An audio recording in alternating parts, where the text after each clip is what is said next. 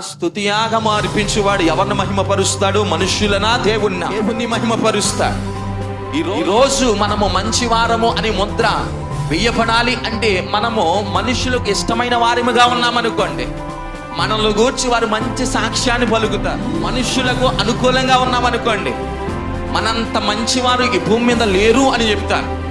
కానీ దేవునికి ఇష్టంగా ఉన్నామనుకోండి, ఈ లోకములో మన యొక్క విజయాన్ని ఎవ్వరు కూడా ఆపలేరండి. ఇష్టలుగా ఉండాలి చెప్పండి, దేవునికి ఇష్టలుగా ఉండాలి. దేవునికి ఇష్టలుగా ఉండే ప్రయత్నములో మన శరీరం చాలా అలసిపోద్దండి, వేసారిపోతాం, చాలా ఇబ్బందులు పడిపోతాం. అపవాది మన మీద ప్రతిరోజు పోరాటం చేస్తాడు. కుటుంబంలో కొన్ని సమస్యలు తీసుకొని వస్తాడు, బలహీనపరుస్తూ ఉంటాడు. సంఘంలో కొన్ని సమస్యలు తీసుకొని వస్తాడు. ఇంకా మనము కదలలేము అనే పరిస్థితి మన ఎదురుకు తీసుకొని వచ్చేస్తాడు. పరిస్థితుల్లో యేసయ్యకు మన యొక్క చేతిని అప్పగించడం మనం ప్రారంభిస్తే, ఎన్ని గోడలు అపవాది మన చుట్టూ కట్టినా మనకు తెలియని నూతనమైనటువంటి ద్వారాన్ని ప్రభువైన యేసుక్రీస్తు వారు మన కొరకు తెరవబోతున్నాడు.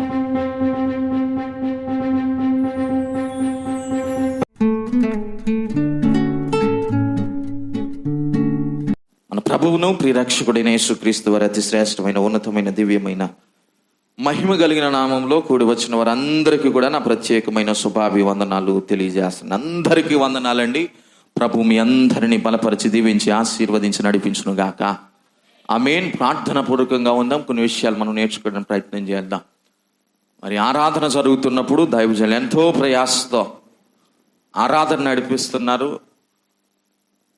ఒక పరంగా చెప్పాలి అంటే శరీరం అంతా అలసిపోతున్నా, ప్రాణమంతా వేసారిపోతున్నా,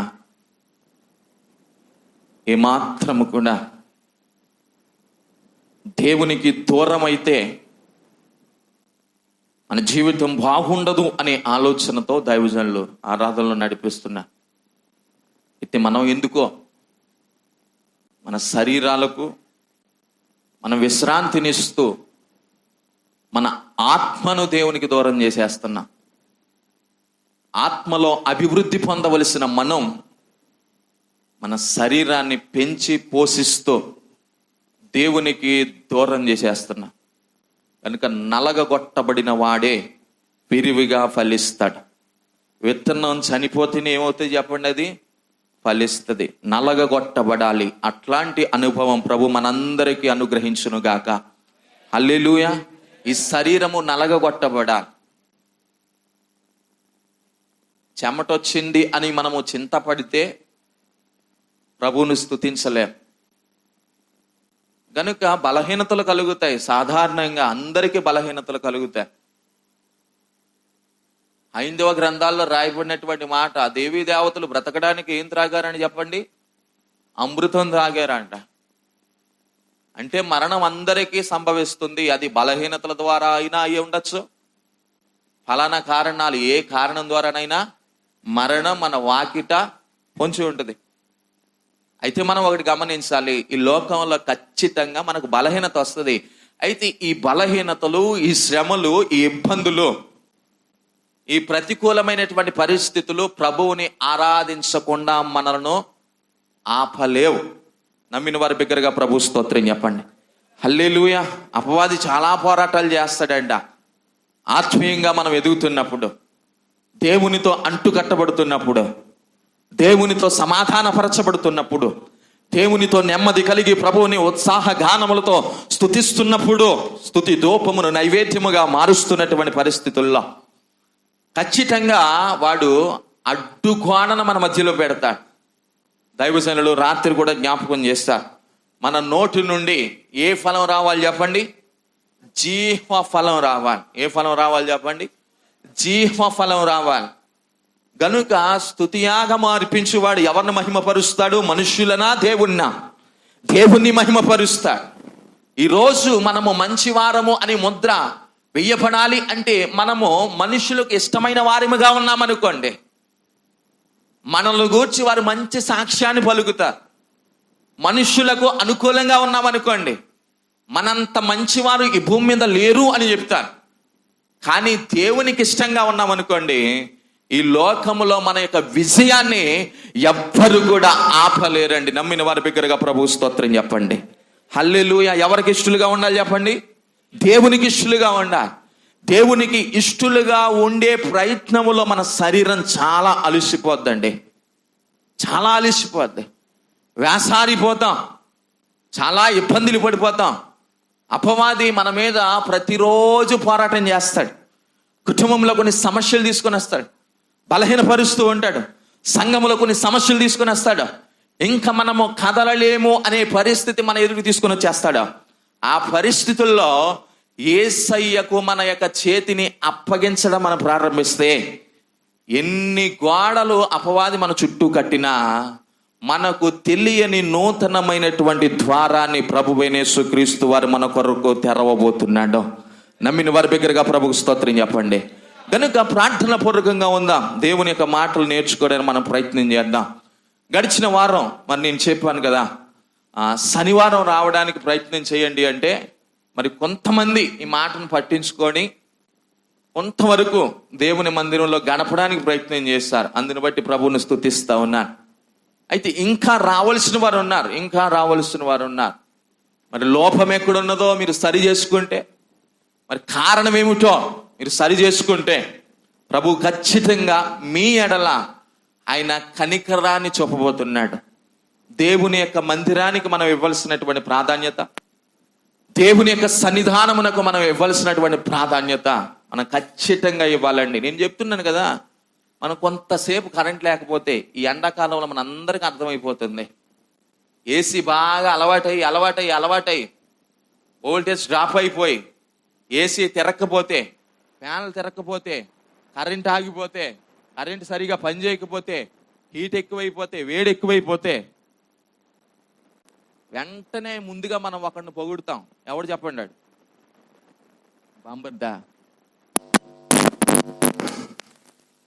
మన అల్లుడా, మన బాంబర్దా, మన అల్లుడా చెప్పండి. పిల్లనిచ్చి పెళ్లి చేసాం మనం, ముందుగా ఎవరిని తిట్టుకుంటాం చెప్పండి? కర్రింటోడు. దేవునికి స్తోత్రం చెప్పాలి. పౌలు మహాశయుడు అంటాడు కదా, ఏ పరిస్థితిలో ఉన్నా ఆ పరిస్థితిలో నేను ఏం నేర్చుకున్నాను? సంతృప్తి కలిగి ఉండా నేర్చుకున్నా.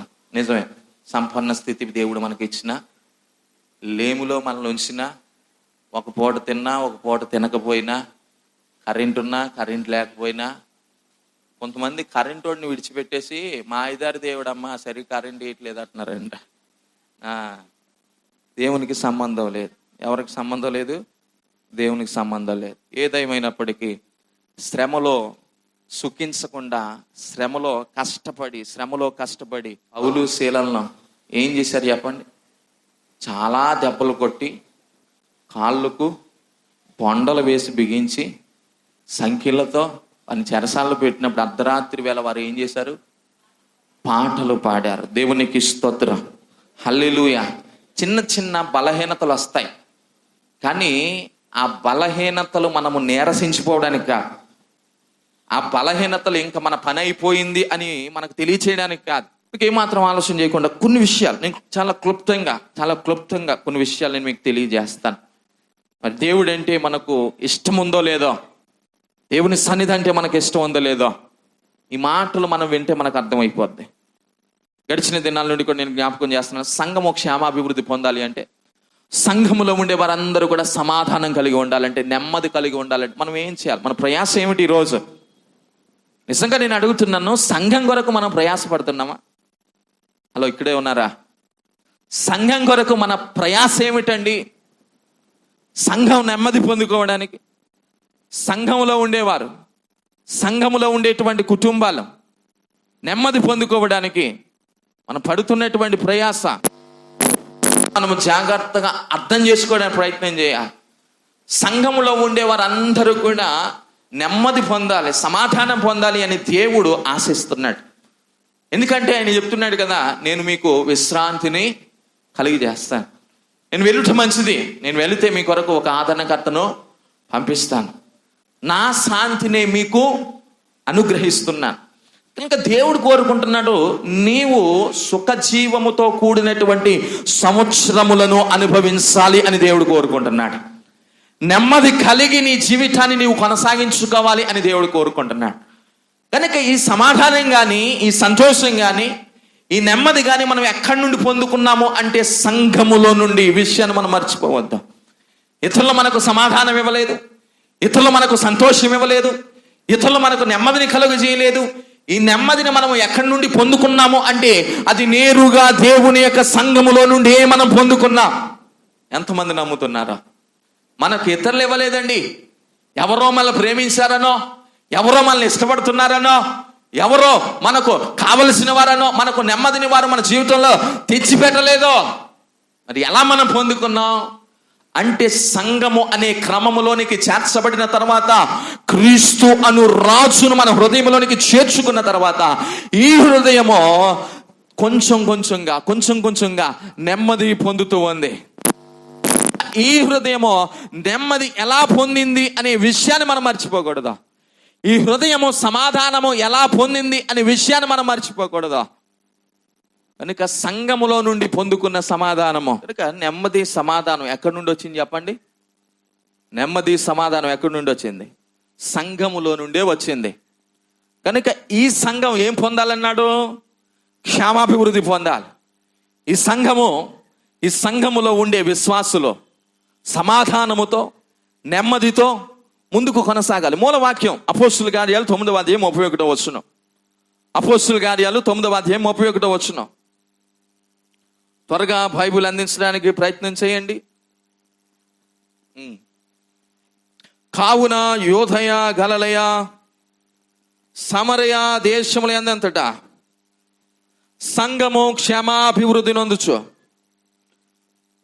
పరిశుద్ధాత్మ ఆదరణ కలిగి, చదవండి, సమాధానము కలిగి ఉండెను. మరియు ప్రభువునందు భయమును పరిశుద్ధాత్మ ఆదరణయు కలిగి నడుచుకొనుచు విస్తరించుచుండెను. ఈ విషయాన్ని మాట్లాడుతూ ప్రాముఖ్యంగా సంఘము క్షేమాభివృద్ధి పొందాలి అంటే, సంఘము క్షేమాభివృద్ధి పొందాలంటే మొట్టమొదటిగా సంఘమునకు ఉండవలసినటువంటి భావన ఏమిటి చెప్పండి? ఐక్యభావంగా కలిగి ఉండాలి. లోకంలో ఒక మాట చెప్పారు కదా, ఐకమత్యమే మహాబలం. సంఘంలో కూడా ఏమి ఉండాలి చెప్పండి? ఐకమత్యం ఉండాలి. రెండవదిగా సంఘమంతా కూడా ప్రార్థన అనుభవాన్ని కలిగి ఉండాలి. సంఘములో ఉండేవారు ఎవ్వరు కూడా మాకు ప్రార్థన రాదండి అని చెప్తే అది చాలా బాధాకరమైనటువంటి విషయం. తర్వాత మూడవదిగా సంఘము వాక్యములో నిలకడగా ఉండాలి, వాక్యములో ఎదగాలి, సత్యబోధ ఉండాలి, సరైనటువంటి వాక్య బోధన శైలి ఉండాలి, బోధించేటువంటి ఉపదేశకులు ఉండాలి, బోధించేటువంటి కాపరులు ఉండాలి, బోధించేటువంటి స్వార్థికులు ఉండాలి, సత్యవాక్యమును సరిగా విభజించేటువంటి సేవకులు ఉండాలి. సంఘములో వాక్యం ఉంటే ఆ వాక్యము ద్వారా సంఘము కట్టబడుతుంది, ఆ వాక్యము ద్వారా సంఘము క్షేమాభివృద్ధి పొందుతుంది. తర్వాత నాలుగవదిగా సంఘము క్షేమాభివృద్ధి పొందాలి అంటే ప్రభువునందు ఏముండాలి చెప్పండి? భయం ఉండాలి. భయముతో కూడినటువంటి భక్తి చేస్తే మన భక్తి దేవునికి అనుకూలమైనటువంటి భక్తిగా ఉంటుంది. ఎందుకండి దేవుని మందిరానికి మనం దూరం అయిపోతున్నాం? ఎందుకండి దేవుని సన్నిధానంలోనికి మనము రాకుండా ఎందుకో నిర్లక్ష్య ధోరణితో మన ఇంటి దగ్గరే మన కాలాన్ని గడిపేస్తున్నాం అంటే కారణం ఏమిటో తెలుసా? మనకు ప్రభువునందు ఏం లేదండి చెప్పండి? భయం లేదంట. సేవకులు ఒక మారు ఇక్కడ ప్రార్థన చేస్తూ ఉన్నప్పుడు, ఆరాధన చేస్తూ ఉన్నప్పుడు, ప్రభువును స్తుతిస్తూ ఉన్నప్పుడు, ప్రభువుని గణపరుస్తున్నప్పుడు కళ్ళు మూసుకొని దేవుడితో పాటుగా లీనమైపోయి ప్రభువుని స్తుతిస్తూ ఈ శరీరం అంతా అలసిపోయినా పాట ఆగకూడదు, ఆరాధన ఆగకూడదు అని ముందుకు కొనసాగిపోతున్న పరిస్థితుల్లో మన జీవిత విధానమును మనం జాగ్రత్తగా ఆలోచన చేస్తే ఏదో దోమ కొట్టిందనో, ఏగ వాలిందనో, ఫోన్ వచ్చిందనో, లేకపోతే ఫలానా ఆలోచనదో, ఒక్కొక్కరేమో ముక్కులో చేయి పెట్టుకుంటే, ఒకరు చెవిలో చేయి పెట్టుకుంటే ఏదేదో పనులు చేస్తూ ఉంటాం ఇష్టం వచ్చినట్లుగా. సేవకుల యొక్క ప్రయాసం మనకు అర్థం కాదు, దేవుని యొక్క ఆరాధనకు ఉండేటువంటి ప్రాముఖ్యత మనకు అర్థం కాదు. ఇవన్నీ కూడా సంఘములో ఎందుకు జరుగుతున్నాయి అంటే ప్రాముఖ్యమైనటువంటి ప్రధానమైనటువంటి కారణం ఎవరినందు మనకు భయం లేదండి చెప్పండి? ప్రభువునందు మనకు భయం లేదంట. అక్కడ చాలా క్లియర్గా రాస్తాడు 31వ వచనం 9వ అధ్యాయంలో అపోస్తలుల కార్యాల్లో అన్నాడు కదా, సంఘము క్షేమాభివృద్ధి ఎందుకు పొందింది అంటే వారు ప్రభువునందు ఏముంచారండి చెప్పండి? భయం ఉంచారంట. ఎందుకు భయం ఉంచారు అంటే అయ్యో దేవుడు మమ్మల్ని శిక్షిస్తాడేమో అనే కారణం కాదండి. జాగ్రత్తగా ఆలోచించాలి.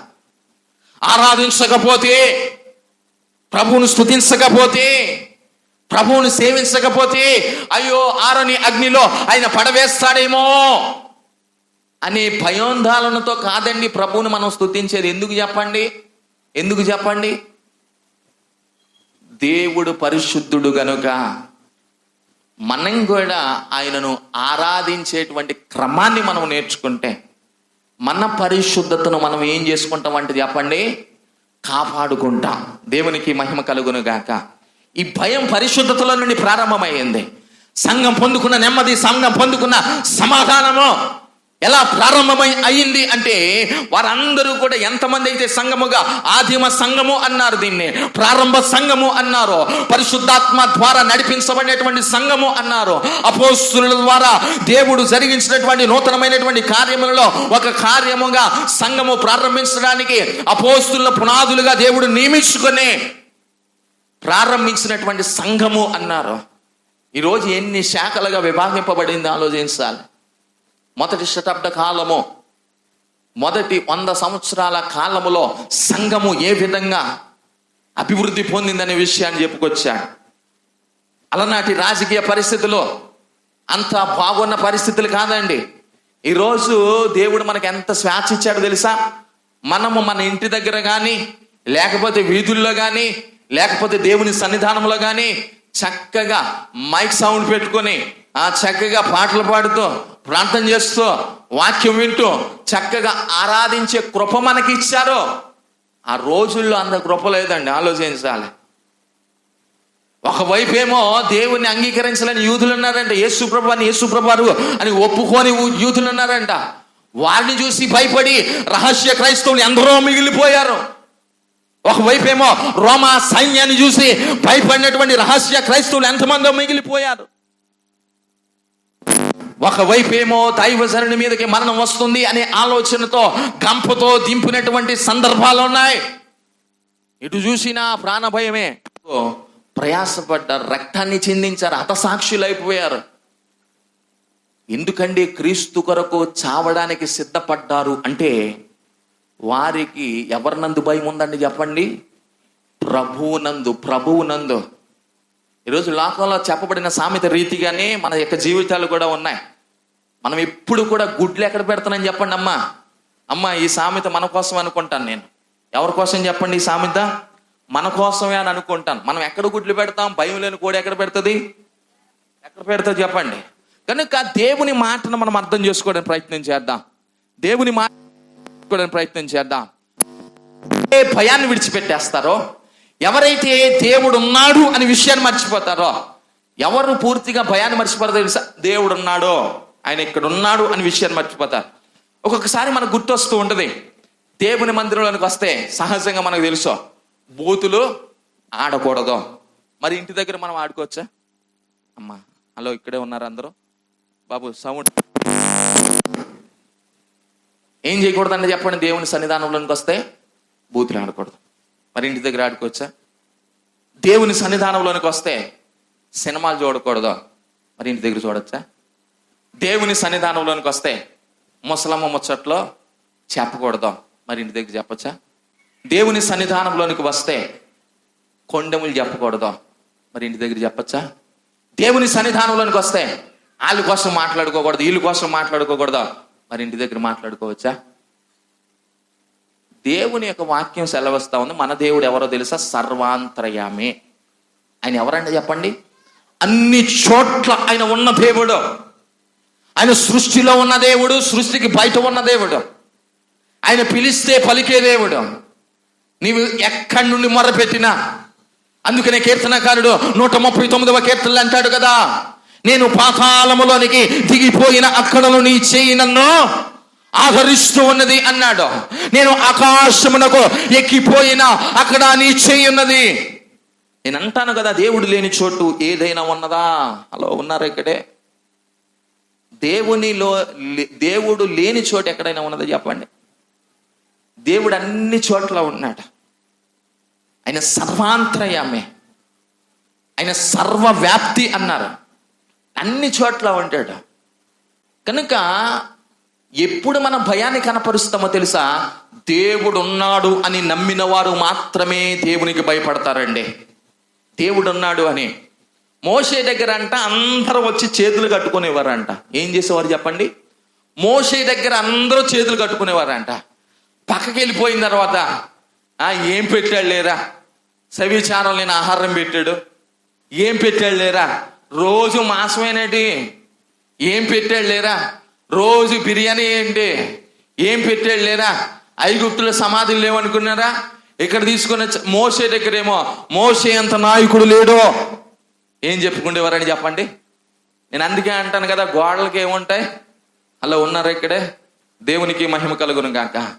మాట మనము ముఖం ముందేమో మన మాట ఎలా ఉంటుంది, ముఖం చాటేస్తే మన మాట ఎలా ఉంటుంది ఆలోచించాలి. దైవజనుల దగ్గర కానీ, మన తోటి వారి దగ్గర కానీ, సంఘంలో పరిచర్య చేస్తున్న వారి ఎవరి దగ్గరైనా ఒకే ఒక విషయాన్ని మనం దృష్టిలో పెట్టుకోవాలి. యోసేపు పోతిఫర్ భార్య అతన్ని ప్రేరేపించగా ఆయన అంటాడు కదా, పాపం చేయమంటే ఆయన అంటాడు, నేను యెహోవాకు భయపడువాడను, నేను దేవునికి విరోధముగా ఈ పాపమును చేయను. 4 గోళ్ల మధ్య చేసే పాపం ఎవరికైనా తెలుస్తుంది చెప్పండి? ఎవరికి తెలియదు. రాసిపోకం ఉంటుందంట. మనము ద్రోహం చేసేవారితో చేతులు కలిపామనుకోండి, మోసం చేసేవారితో చేతులు కలిపామనుకోండి. కొన్ని మాఫియాలు ఉన్నాయి ఈ లోకంలో. ఆ మాఫియాలతో మనం చేతులు కలిపామనుకోండి, డబ్బు చేతులు నిండా. మనం పాపం చేస్తున్నామని ఎవరికీ తెలియదు. రాజులా బ్రతికేస్తాం. ఎలా బ్రతికేస్తాం చెప్పండి? రాజులా 10,000కు 10 ఉంగరాలు పెట్టుకోవచ్చు, ఎవరికీ తెలియదు. కానీ మన రహస్యమును ఎరిగి ఉన్నటువంటి ఒక దేవుడు అన్నట్ట. నేను చెప్తున్నాను కదా, అన్యాయం చేసేవాడు అనుకుంటాడంట ఆ అన్యాయంలో కూడా దేవునికి భాగం ఇవ్వాలనుకుంటాడంట. ఒక ఫారెస్ట్ ఆఫీసర్ అనుకుంటున్నాడు ఎప్పుడు కూడా దేవుడిని అడిగేవాడంట. మీకు తెలుసు తిరుపతి ఎక్కువగా అక్కడ ఏం పండుతుందండి? తిరుపతిలో ఏం పండుతుంది చెప్పండి? ఎర్ర చందనం. ఎప్పుడైనా విన్నారా? హలో, స్మగ్లింగ్ జరుగుతూ ఉండేది. ఈ తిరుపతిలోనే ఒక ఫారెస్ట్ ఆఫీసర్ అనుకునేవాడంట, నేను చాలా నిజాయితీగా ఉండాలి అని ఎప్పుడు అనుకునేవాడంట. అయితే ఈ ఎర్రచందనం ఒక ప్రాంతం నుండి వేరొక ప్రాంతాన్ని తీసుకుని వెళ్తున్నప్పుడు ఈయన చెక్ చేసేవాడు. చెక్ చేసేటప్పుడు ఒక్కొక్కసారి లారీలో ఎర్రచందనం దొరికేసేటప్పుడు మనసులో అనుకునేవాడు, నేను చాలా నిజాయితీగా ఉండాలి, ఇది గవర్నమెంట్కి అప్పగించాలి. తర్వాత ఆ ఎర్రచందనాన్ని ఎవరైతే తరలిస్తున్నారో వారు మరలా ఈయనకి ఫోన్ చేయడం, ఇది మందే, నీకు కొంత డబ్బు ఇస్తాం అని చెప్పినప్పుడు ఆ వ్యక్తి కాదని లేక దేవునితో ఒక నిబంధన చేసుకునేవాడు. ఏంటో తెలుసా? నాకు ఎంత వస్తుందో దాంట్లో 50% నీది. అలా ఉన్నారా? 50% నాది అని దేవునితో అన్యాయంలో నిబంధన చేసుకునేవాడంట. అంతా అయిపోయిన తర్వాత ఆ నిబంధనకు తగినట్లుగా ఒక 2 లక్షలు ఇస్తే 1,00,000 రూపాయలు దేవుని కట్టుకోలేవడం, 1,00,000 రూపాయలు ఉంచుకోవడం. ఇలా అన్యాయాన్ని చేస్తూ చేస్తూ చేస్తూ ముందుకు కొనసాగిపోతున్నాడు. దేవుడు ఒకానొక సమయంలో మాట్లాడడం ప్రారంభించాడు. నువ్వు చేస్తున్నటువంటి పని సరైనటువంటి పని కాదు, నీవు అన్యాయమును విత్తుతున్నావు. అయితే ఏదో ఒక సమయంలో ఆ అన్యాయం అనే పంటనే కోస్తావు అని దేవుడు మాట్లాడడం ప్రారంభిస్తున్నాడు. ఆ మాట, ఆ స్వరాన్ని ఎప్పుడైతే విన్నాడో ఈ వ్యక్తి వెంటనే కన్నీరు కారుస్తూ, అయ్యా ఇప్పటి వరకు నేను చేసినటువంటి పాపాలు ఎన్నో ఉన్నాయి, అవి అధికముగా ఉన్నాయి. అయితే నీకు రహస్యమైనటువంటి పాపమేదీ లేదు నాయనా, ఇక మీదట నేను వాటిని చేయకుండానట్లుగా నా హృదయాన్ని నీకు సమర్పించుకుంటున్నాను అని దేవుని పాదములు పట్టుకొని బతిమాలి మరలా మారు మనస్సు అనే అనుభవంలోనికి నడిపించబడ్డాడు. ఒక్కసారి ఆలోచించండి, దేవుడంటే ఎవరో మనకు తెలియదంటారా చెప్పండి? లూకాసు వార్త 19వ అధ్యాయంలో 1వ వచనంలో మనం చదవగలిగితే, తర్వాత సమయం ఉంటే చదవండి. అక్కడ చాలా పొట్టివాడిని చూడగానే మనకు ఒక మాట గుర్తుకు రావాలి, పొట్టివాడే కానీ గట్టివాడు. పొట్టివాడే కానీ ఆస్తి బాగా సంపాదిస్తాడు. గట్టోడంటే అర్థం ఏంటి చెప్పండి? గట్టోడంటే ఏంటి? తెలివైనోడు. గట్టోడంటే అర్థం ఏంటి చెప్పండి? జ్ఞానవంతుడు. గట్టోడంటే అనవసరంగా డబ్బులు ఖర్చు పెట్టడం. గట్టోడంటే వడ్డీకి ఇచ్చైనా డబ్బుల్ని ఏం చేస్తాడో రెట్టింపు చేస్తాడు. అన్యాయం చేసైనా డబ్బుల్ని ఏం చేస్తాడో రెట్టింపు చేస్తాడు. పొట్టోడే, పొట్టి చెక్కయ్య అని పేరు కూడా ఉంది. అయితే ఆ యెరికో పట్టణంలో చాలా సంవత్సరాలుగా తన అన్యాయమైనటువంటి జీవితాన్ని ముందుకు కొనసాగిపోతున్నాడు. ఒకానొక సమయంలో యేసు ప్రభువారు ఆ ప్రాంతంలోనికి అడుగు పెట్టడం, ఆయన చెవిని విన్నాడంట. యేసయ్య వచ్చాడు ఈ ప్రాంతానికి, ఆయన చెవిని పడింది. యేసుక్రీస్తు యొక్క మాట ఎవరి చెవినైతే పడుతుందో వారి జీవితాలు పూర్తిగా మారిపోతాయి. హల్లెలూయా. వారి బ్రతుకులు పూర్తిగా మారిపోతాయి. నేను అడుగుతున్నాను కదా, 30, 20, 40 సంవత్సరాల అనుభవములో యేసు అను శబ్దము అనేక సార్లు మనం విన్నాం కదా, ఎందుకు మన జీవితం మారలేదు? యేసు అను మాట అనేక సార్లు ఈ చెవి విన్నది కదా, ఎందుకు మన బ్రతుకు మారలేదు? అలా ఇక్కడే ఉన్నారా? వాక్యం వింటున్నాం, విన్న దాన్ని ఏం చేస్తున్నామంట? ఇందాక నేను చెప్పాను, దేవుడు చాలా కృపగలవాడు. 2 కళ్ళు ఎందుకు ఇచ్చాడు చెప్పండి? కన్ను పోతే వేరొక కన్నుతో చూడడానికి. 2 చెవులు ఎందుకు ఇచ్చాడు? ఇప్పుడు చెప్పండి. ఒక చెవితో వింటే వేరొక చెవితో విడిచిపెట్టడానికి. అబ్బా, ఎంత గొప్పోళ్ళో! ప్రభు స్తోత్రం చెప్పండి. హల్లెలూయా. శ్రమలో, ఇబ్బందులలో, కష్టాలలో ఎవరి యందు మనం ఆనందించాలి చెప్పండి? ప్రభువునందు, దేవుని యందు ఆనందించాలి. చెరసాలలోనైనా, మనలను చెరసాలకు అప్పగించేసిన శత్రువు మనలను తరిమి కొడతాడు. ఒక్కొక్కసారి తరిమి మనను ఉరికిస్తున్నా మనం ఎవరి యందు ఆనందించాలి చెప్పండి? ప్రభువునందే. షడ్రకు మేషకు అబేద్నెగో అంటారు కదా, రాజా నీవు మమ్మల్ని అగ్నిగుండంలో పడేసినా, నీవు మమ్మల్ని చంపేసినా, నీవు మమ్మల్ని మరణముకు అప్పగించినా, మమ్ములను రక్షించడానికి ఒక దేవుడు అన్నాడు. ఆయన సర్వశక్తివంతుడైనటువంటి దేవుడు. ఆయన మమ్మల్ని విడిపించడానికి సమర్థుడైనటువంటి దేవుడు. ఆయన మమ్మల్ని తప్పించడానికి సమర్థుడైనటువంటి దేవుడు. ఒకవేళ ఆయన మమ్మల్ని తప్పించకపోయినా, ఎంతమంది చెప్పగలరు ఈ మాట? ఆయన ఒకవేళ మమ్మల్ని తప్పించకపోయినా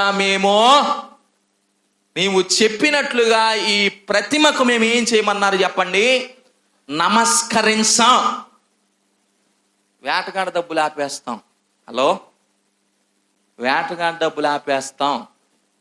మీరు ఈ ప్రతిమకు నమస్కారం చేస్తారా చెయ్యరా అంటే మనం ఏం చేస్తాం? హలో, నా దేవుడు అనుకుంటే 20కు డబల్ 40 ఇస్తాడు. కానీ నేను ఈ ప్రతిమకు బిగ్గరగా చెప్పండిరా, విశ్వాసము లేని మూర్ఖతరం వర్లారా, విశ్వాసం లేని మూర్ఖతరం వర్లారా. యేసయ్య ఏ టోన్లో చెప్పారు? యేసయ్య చెప్పిన టోన్ చెప్పనా? విశ్వాసము లేని మూర్ఖతరం వర్లారా, ఆ టోన్లో చెప్పారంట. ఎవరిని తిట్టారు? శిష్యుల్ని తిట్టారు. ఎవరిని తిట్టారు? శిష్యుల్ని తిట్టారు. తిట్టిన వారందరూ కూడా రాజులై కూర్చున్నారు. ఈరోజు నేను చెప్తున్నాను కదా, నీవెన్ని తిట్లయితే పడతావో అంత గొప్ప సింహాసనం ఎక్కిపోతున్నావు. ప్రభు స్తోత్రం చెప్పండి. ప్రభు స్తోత్రం చెప్పండి. ఎంతగా అయితే మనం చెక్కబడతామో అంత మంచి ఎదుగుపోతున్నాం. చెక్కబడాలంట. శిల్పకారుడు ఏం చేస్తాడో, శిలను పట్టుకొని చెక్కుతాడు. ఒక బండను తీసుకుంటాడు, ఆ బండను ఒక రాయిగా మలుస్తాడు. ఆ రాయిని చెక్కి ఎంతైతే చెక్కుతాడో, ఎన్ని దెబ్బలైతే కొడతాడో, ఆ దెబ్బలను ఆ రాయి భరించిన తర్వాత ఆ రాయిలో నుండి ఏమొస్తుంది? అజంతా. ఎవరు రావాలి చెప్పండి? అజంతా శిల్పం రావాలి. ఈరోజు మనం బండగా ఉండిపోయామా, శిల్పాలుగా మారామా? హలో, ఎంతమంది ఉన్నారు? ఒక్కొక్కరు మనం చెప్పింది అర్థం చేసుకోలేదనుకోండి, వాడు బండా శిల్పమా. కొంతమంది నేను పట్టిన దానికి ఎన్ని కాళ్ళు? మూడే కాళ్ళు అంటారు. ఇంకా మనం ఎన్ని చెప్పినా ఏం చేయరంటల్లో అస్సలు అర్థం చేసుకోరు. ఈరోజు మనం బండగా ఉండిపోయామా? యెహెజ్కేలు గ్రంథంలో అంటాడు కదా, ఆయన 36వ అధ్యాయంలో అంటాడు కదా, ఇదిగో రాతి గుండెను నేను మీకు తీసివేసి మాంసపు గుండెను. ఇప్పుడు మన గుండె మాంసము గుండె, రాతి గుండె? జాగ్రత్తగా ఆలోచించాలి.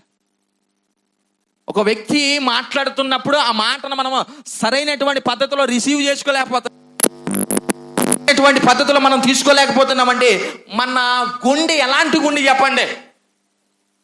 రాతి గుండె అయిపోలేదంటారా? పండపారిపోయినటువంటి హృదయం అయిపోలేదంటారా? ఆలోచించాలి ప్రియ సంగమా. కనుక మాంసపు గుండెని దేవుడు ఇస్తానన్నాడు. ఈ మాంసపు గుండెతో ఉన్నవారు మాత్రమే ప్రభువును స్తుతించగలుగుతారు. ఈ మాంసపు గుండెతో ఉన్నవారు మాత్రమే ప్రభువునకు భయపడతారండి. భయపడితేనే సంఘము క్షేమాభివృద్ధి పొందుతుంది. భయపడితేనండి, ఎక్కడైతే భయం ఉంటుందో, ఈ భయమును మనము తెలుసుకున్నప్పుడు, ఈ భయమును గురించి మనం నేర్చుకున్నప్పుడు, ఈ భయం ముందుగా మనకు ఏమి నేర్పిస్తుందంటే, గడిచిన శనివారం నేను మాట్లాడాను, ప్రభువునందు ఎలా మనము పరిశుద్ధత కలిగి ఉండాలో మనకు నేర్పిస్తుంది. భయం మనకేమి నేర్పించాలి చెప్పండి? అయ్యో నీ పరిశుద్ధత నీవెప్పుడు కోల్పోకూడదని నేర్పించాలంట. పాపం చేసేటప్పుడు ఒక హెచ్చరిక నీకు ఇవ్వాలంట. అయ్యో ఇది నీకు దేవుడు ఎంత గొప్పవాడో, మన దేవుడు ఎంత పరిశుద్ధతలో, ఆయన పరిశుద్ధత యొక్క లక్షణాలు మనకు భయం నేర్పించాలంట. ఏం నేర్పించాలి చెప్పండి? భయం నేర్పించాలంట. ఈ భయము కలిగి ఉన్నవారు మాత్రమే ప్రభువునందు భయము కలిగి ఉన్నవారు మాత్రమే పరిశుద్ధులుగా ఉండడానికి ఇష్టపడతారు. మోషేతో ఆయన అంటారు, నేను రేపటి సమయమున నా ప్రజలతో మాట్లాడాలి. ఎవరితో మాట్లాడాలి చెప్పండి? నా ప్రజలతో మాట్లాడాలి అంటే ఈ రోజు వారిని వారు పరిశుద్ధపరుచుకోవాలి, పాపములు ఒప్పుకోవాలి, సరి చేసుకోవాలి, వారిని వారు సిద్ధపరుచుకోవాలి, నా పాదములు పట్టుకొని కన్నీరు కార్చాలి. అలాగైతేనే రేపు నేను వారిని చూస్తాను, అలాగైతేనే రేపు నేను వారిని కలుసుకుంటాను. లేకపోతే నా ముఖం వారికి కనబడదు, నా స్వరం వారికి వినబడదు. నేను కలుసుకోవాలి అంటే వారిని వారు ఈరోజు పరిశుద్ధపరుచుకోవాలి. ఈరోజు నా దేవుని మాటగా చెప్తున్నాను ప్రియ సంగమా, పరిశుద్ధత లేని నీవు, పరిశుద్ధత లేనటువంటి బ్రతుకు కలిగి ఉన్నటువంటి మనం ఎలా ప్రభువుని చూస్తాం? పరిశుద్ధత లేకుండా ప్రభువుని ఏం చేయలేరంట? చూడలేరంట. ప్రభువుని ఎలా చూస్తాం? తర్వాత భయం మనకేమి నేర్పిస్తుందంటే, రెండవదిగా క్లుప్తంగా నా అంశాన్ని మీ ఎదుటి నేను పెడుతూ ఉన్నాను. ఎఫెసీయులకు రాసినటువంటి పత్రిక 5వ అధ్యాయము, ఎఫెసీయులకు రాసినటువంటి పత్రిక 5వ అధ్యాయము 15వ వచనం చదవండి. 15వ వచనం, దినములు చెడ్డవి గనుక మీరు సమయమును పోనీయక సద్వినియోగము చేసుకొనుచు అజ్ఞానుల వలె కాక జ్ఞానుల వలె నడుచుకొనున్నట్లు జాగ్రత్తగా చూసుకొనుడి అన్నాడు. జాగ్రత్త పరులు ఎంతమంది ఉన్నారు ఇక్కడ? మీరు మీ ఇంటి దగ్గర నుండి వచ్చినప్పుడు మీ ఇంటికి తాళం వేశారా? హలో జాగ్రత్త పరులు ఎంతమంది ఉన్నారు? మీరు ఇంటి దగ్గర నుండి వచ్చినప్పుడు మీ ఇంటికి తాళం వేశారా? లేకపోతే ఆడవాళ్ళు మీ మొగుళ్ళు నోట్లకి మాత్రమే తాళం వేస్తున్నారా? అలా ఉన్నారు ఇక్కడ. జాగ్రత్త పరులు ఏం చేస్తారు? ఇంటి నుండి బయటకు వచ్చేటప్పుడు ఇంట్లో లైట్లు కట్టుకుంటారు, ఫ్యాన్లు కడతారు, అవసరం లేని అన్ని స్విచ్ ఆపేసి వస్తారు. ఒకవేళ ఎవరైనా పెద్దోళ్ళు స్విచ్ ఆపారనుకో, ఎంత పెస్తున్నారోడో. ఎవరైనా పెద్దోళ్ళు ఫ్యాన్ ఆపారనుకో, ఎంత పెస్తున్నారోడో.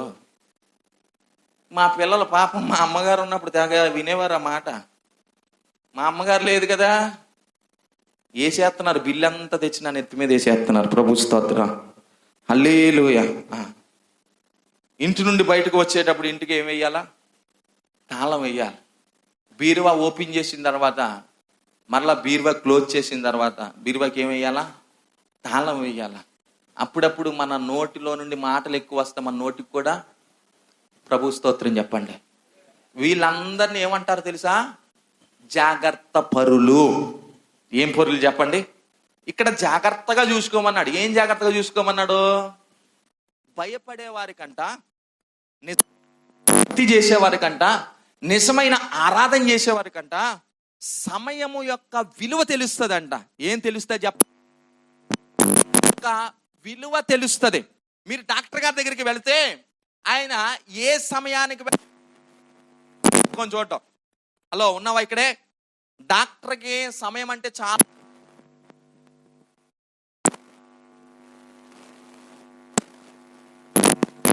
విద్యను బట్టి, వారు ఖర్చు పెట్టిన విధానమును బట్టి. ఎంబీబీఎస్, ఒకవేళ ఎంబీబీఎస్ డాక్టర్ అయితే, మల్టీ స్పెషాలిటీ హాస్పిటల్ నడిపితే, కార్పొరేట్ హాస్పిటల్ నడిపితే ఫీజు ఒక 500 పెడతాడు. ఎంత పెడతాడు చెప్పండి? ఒక 500.